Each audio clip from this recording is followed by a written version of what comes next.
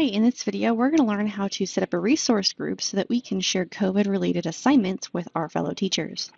So I'm here in Schoology on the Schoology homepage, and I'm going to come up to my Groups tab and go into my groups. The way this is going to work is one person is going to create the group and then invite all the other members to the group. So I'm going to put myself in charge of creating the group, so I'm going to go ahead and click Create Group. And I want to make sure that my school is identified here. If you don't have a drop-down, that means you're not assigned to multiple school sites. Just verify that your main school site is there. And then we'll give the group a name. I'm going to call mine CR/STIS resource group. You can add a description if you would like to, and then you can decide some privacy level access here. So with the privacy set to organization, that means anybody at Modesto City Schools can join this group based on if they are invited or not. You can drill that down to just your school or just your existing group members. It's probably best to leave this as organization. You can always approve members later. You can also decide what level of access you want to give. Invite only means the group administrator has to invite. We can also allow requests via a group code, or we can open it up. I generally don't recommend opening it up because if a student were to somehow get this code, they could just join the group. So we'll say allow requests. And then finally, we'll pick a category. Just pick the category that best fits your group. I'm going to do faculty group and click create. You'll be brought into the group where we might want to make a quick change of a profile picture. I already happen to have one, so I'm going to go ahead and click edit picture. And I'm going to attach a file. My file happens to be in my downloads, so I'll go ahead and bring that in and close that out. One other setting that we might want to change after changing our group picture is our group permissions. So I'm going to go into group options here and say edit privacy and group settings. By default, only group admins can create resources, and we want every group member to have the ability to add resources to our common resource area. So I'll click all members, click save changes, and now those changes are good to go. I'll click here to go back to the group. The next thing I want to do is add members. I have two ways of adding members. As a group administrator, I can come into my members tab here, and I can click add members. And members at my school site will be listed, and I can search for particular members. Once I find a member that I might want to invite, I can go ahead and click on their name. I can say add member without an invite just to directly add them to the group, and click add members. At that point, they have been added to the group. The other way that we can add members to the group is to give them this code here.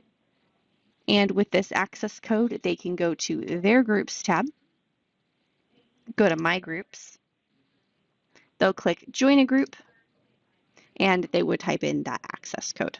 So that's the other way to add members. Before we go back to our group, while we're here on this page, I also want to show you that you can reorder your groups, so you can change the order of the drop down here. Now with this new COVID group, I want this group to be near the top, so I'm going to click reorder groups, find my new group I just made with my handy dandy picture, click and drag, and put that somewhere in this order here. Automatically saves. As soon as it does that, I can just close it out. And now when I click groups, we have that group. Now let's learn a little bit more about groups. So groups are a great way to collaborate and share resources. One of the ways you can collaborate is here on this updates. You can actually post an update for other group members to see.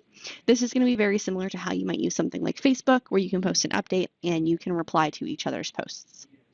The other way that you can manage your group is with your resources. And this is going to be where you can collect all of the different resources you're using in your course. As you can see right now, this resource area is empty, but I can click add resources here, and I can start building resources right here in this group. However, I've been working hard on my STIS resources, and so I would like to bring some over to this group. So I'm going to go into one of my courses here. And here's my short-term independent study folder. And I have this whole weekly folder of assignments I've built out I would like to give my fellow educators access to. So I can click on the gear icon here, and I can click Save to Resources. If I want to send it to my group, I'm going to click on Collection here and scroll down till I find the Group Resources area. and look for my CR resource group. Now I don't happen to have any subfolders, so I'll just leave this as no folder and I'll click Save a Copy.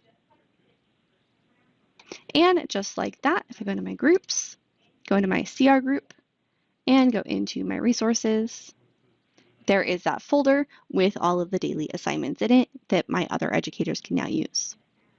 To add this item to a course, I just click the gear icon next to it, click Add to Course, check on the course I would like to add this to, check on the folder I would like to add this to, and click Add. And you'll notice this stays here in the group. That's totally fine. But now a copy of all these assignments in the folder have been added to another course. So that's how easy it is to manage resources in your group. Thank you for watching this quick video on how to create groups in Schoology, add members to the groups, and add resources and share resources within the group.